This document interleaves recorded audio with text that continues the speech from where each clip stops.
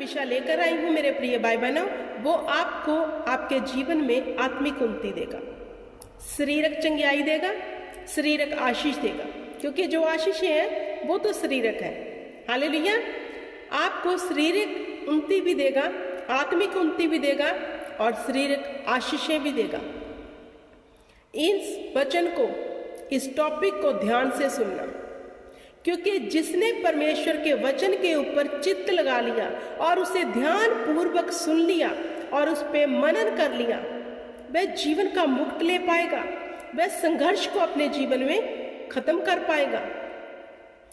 आप मुझे बताएं, कितने जन तैयार हैं, कितने जन चाहते हैं कि हम खुद प्रार्थना करें और बंधन टूट जाए? कमेंट में मुझे जरूर बताना। हालेलुया। क्या आप खुद डॉक्टर बनना चाहते हो अपनी बीमारी का इलाज करने के लिए? तो इस वचन को गौर से सुनना। तो आज का जो मेरा विषय है, जो टॉपिक है, वो ये है, प्रार्थना कैसे करें।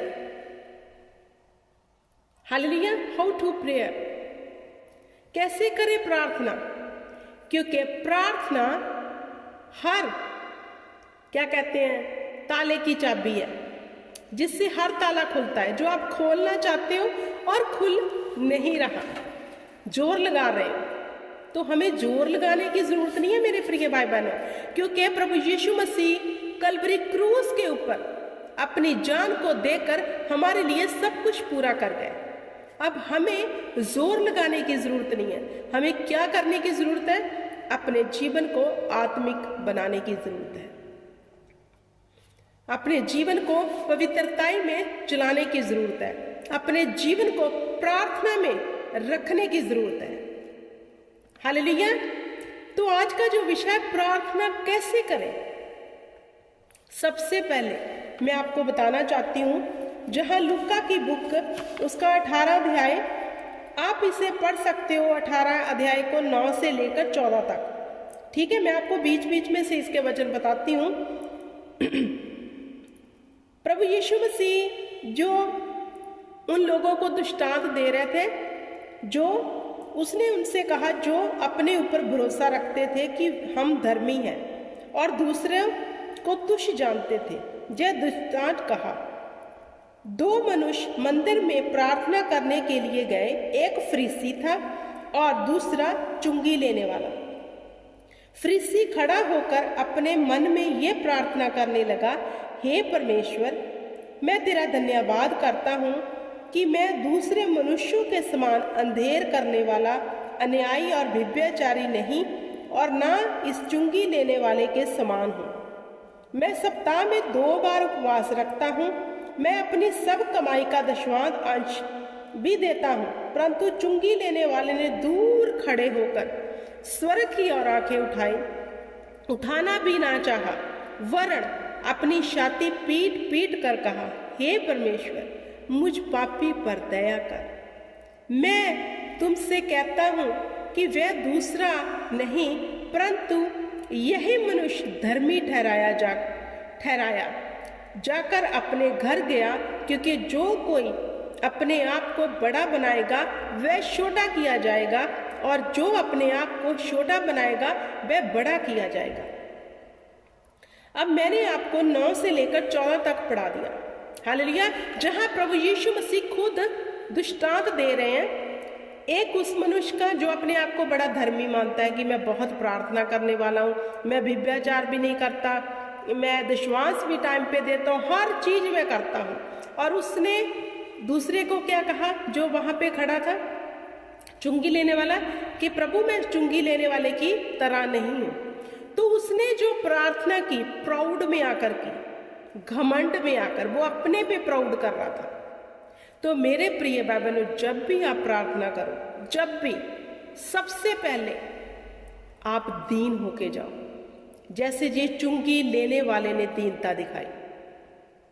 कभी भी प्रभु के सामने ये मत कहो, प्रभु मैं तेरे लिए ये करता हूँ, मैं दशवांश भी देता हूँ, मैं इतनी प्रार्थना कर रहा हूँ, इतना बाइबल पढ़ता हूँ, इतने घंटे ये करता हूँ, इतने घंटे प्रार्थना करता हूँ।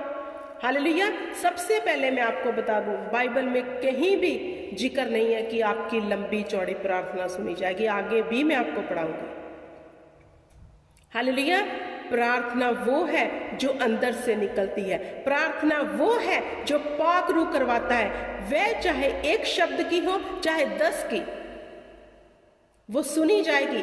अब ये बंदा जो अपने पे प्राउड कर रहा था कि मैं प्रभु दशमांश भी देता हूं, मैं व्यभिचार भी नहीं करता, मैं तेरी सब आज्ञाओं को मान रहा हूं, लेकिन ये चुंगी लेने वाली की तरह मैं नहीं हूं, मतलब कि ये जो पापी है, ये व्यभिचारी है, ये ऐसा है वैसा, मैं इसकी तरह नहीं हूं। वो प्राउड से प्रार्थना कर रहा था। लेकिन चुंगी लेने वाले ने कैसे प्रार्थना की? वह स्वर्ग की ओर नहीं देखा, उसने स्वर्ग की ओर भी नहीं देखा। क्यों? क्योंकि वह समझता है कि मैं आंखें उठाने वाला भी नहीं हूं, मैं परमेश्वर की ओर देखूं कैसे, मैं तो पापी बंदा हूं। हालेलुया। तो उसने अपनी छाती पीट कर कहा, मुझ पापी पर दया करना प्रभु। तो प्रभु यीशु मसीह की नजर में ये बंदा धर्मी ठहरा। हालेलुया। क्योंकि हम जिस परमेश्वर को मेरे प्रिय भाई बहनों मानते हैं, अगर हम उसके सन्मुख प्रार्थना करने जा रहे हैं तो वो जानता है हम प्राउड से प्रार्थना कर रहे हैं, क्योंकि हमें प्राउड अपने पर नहीं बल्कि परमेश्वर पे होना चाहिए। जैसे वचन कहता है, मैं घमंड करूंगा याकूब के खुदा पे। अगर हम अच्छे हैं, क्या ये हमारी फितरत है कि हम अच्छे हैं? नहीं, ये खुदा ने हमें ऐसे बना दिया। अगर हम व्यभिचार से बच गए, क्या हम अपने पे घमंड करें? नहीं, परमेश्वर की दया से ये हुआ है। अगर हम बुरा देखने से अब बच गए हैं, हम अपने पे घमंड करें? देखो हम तो बड़े क्लीन हैं, हम तो बुरा नहीं देखते। ये कितने डर्टी लोग हैं, बुरा देखते हैं, बुरा करते हैं, इनको शर्म नहीं आती। हालेलुया। तो क्या हम अपने पे घमंड करें? नहीं, ये खुदा का फजल है।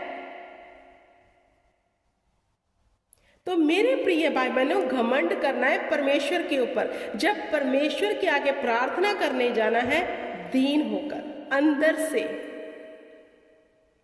शब्दों वाली प्रार्थना नहीं, दिल की गहराई वाली प्रार्थना परमेश्वर को चाहिए। अगर आप पाप में हैं, हम सब पाप में थे। हालेलुया। अगर आप पाप में हैं, आप पाप से निकल नहीं पा रहे, अगर आप सचमुच पाप से निकलना चाहते हो, मेरे प्रिय भाई बहनों, सच कहती हूँ, लिख लो इस बात को।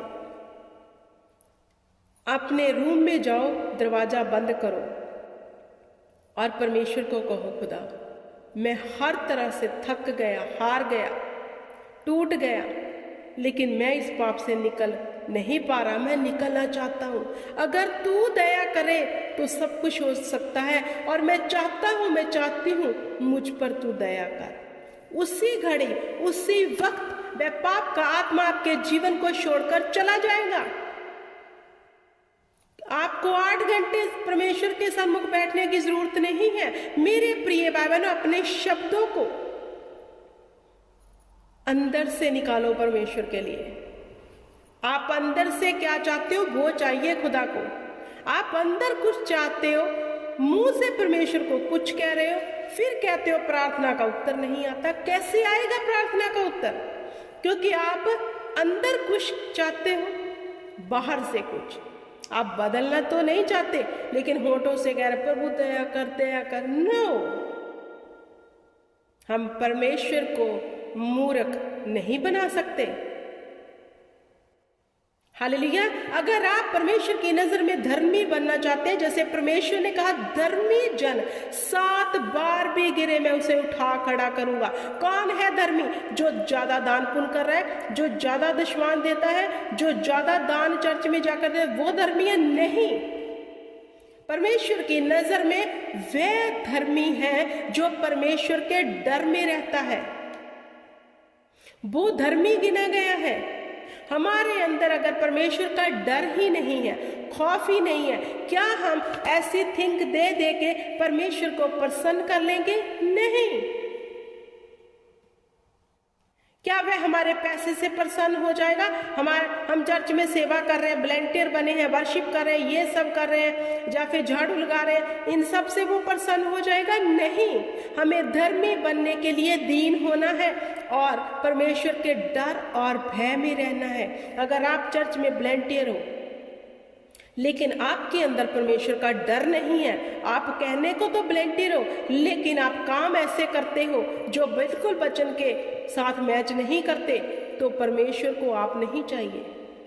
परमेश्वर को वो बंदा चाहिए जो दूर से खड़ा निहार रहा है कि खुदा कभी मुझ पर भी दया करना, मैं तो इस योग्य भी नहीं कि तेरे आगे विनती कर सकूं, क्योंकि वह अपने आप को तुच्छ समझ रहा है, पापी समझ रहा है। खुदा उस पर दया कर देगा।